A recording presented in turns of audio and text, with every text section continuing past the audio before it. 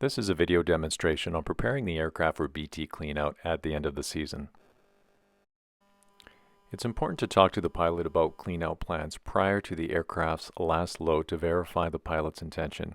In some cases, the pilot may choose to not have their aircraft cleaned out. If that's the case, a waiver will have to be signed, and the aircraft, upon returning from their last load, will be able to leave as is without having any cleanout procedures administered to the airplane. Now, all that said, this video is going to be describing a scenario where the aircraft does have to be cleaned out.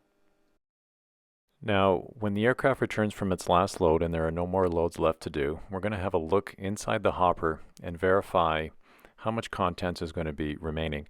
Now, in this case, in the simulation, there's clearly no BT in there, but if there were 20 or 30 liters in there, SOFIM would have a large hose attached to a vacuum where they would evacuate as much BT as they possibly could through the top of the hopper.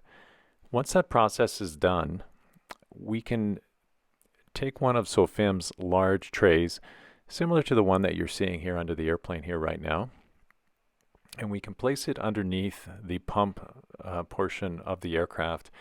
And if there's any drain plugs or petcocks that can be opened, you can open those valves and just let gravity drain the pump and any sort of lines feeding the pump.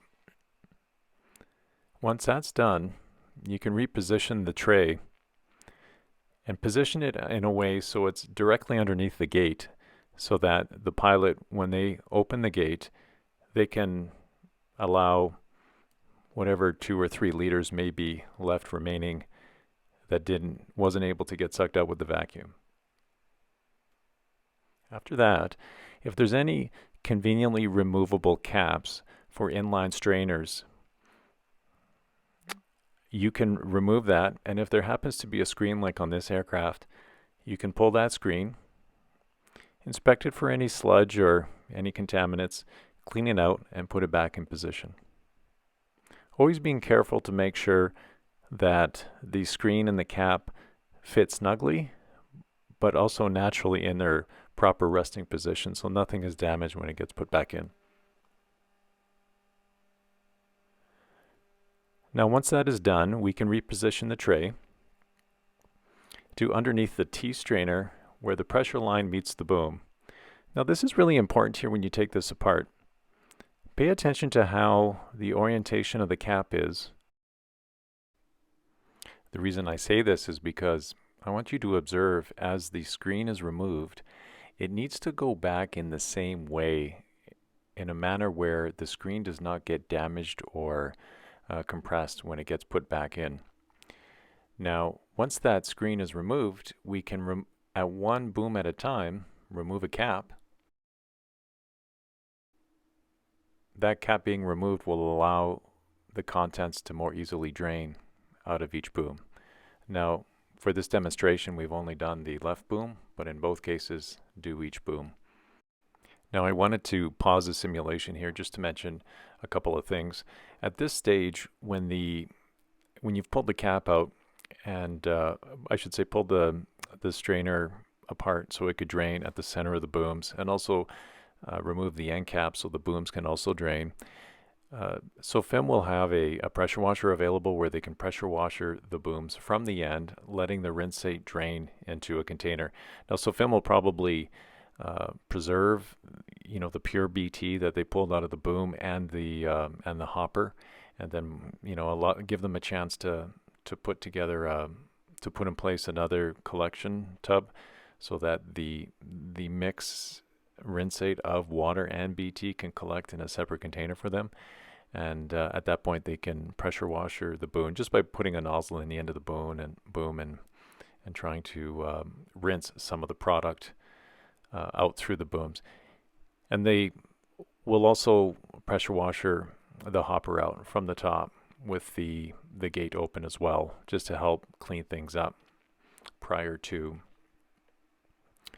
the aircraft leaving back for the prairies. Once the boom is fully drained, we reinsert the screen, again paying attention to it going back in the same way that you had taken it out. The cap should actually fit just with gentle hand pressure against the seat of the housing of the tea strainer. So in other words, there shouldn't be a lot of force. If there is a lot of force, that's an indication that the screen is being compressed and it's not quite fitting properly. So keep that in mind. And once the cap is fitted in nicely, we can go place the end cap back on the end of the boom, making sure to do it, of course, both on both booms. And once that end cap is properly placed on, just make sure that any zip ties that you may have removed or any locking wire you removed to take the end cap off has been replaced. You can see the ground crew member approaching the aircraft with a fitting in his hand. That's a female dry brake that he's going to attach to the male dry brake on the aircraft. Once that's hooked up, he's actually going to turn the valve that's on the aircraft just behind the male dry brake, and he'll also turn the valve on the female dry brake, and that way he'll be able to empty the loading line of the aircraft of any BT that remains in there.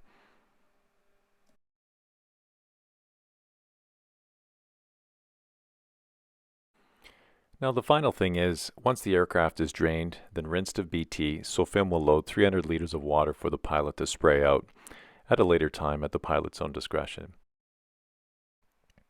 The final thing I want to leave you with is to always remember to ask for help if you're unsure.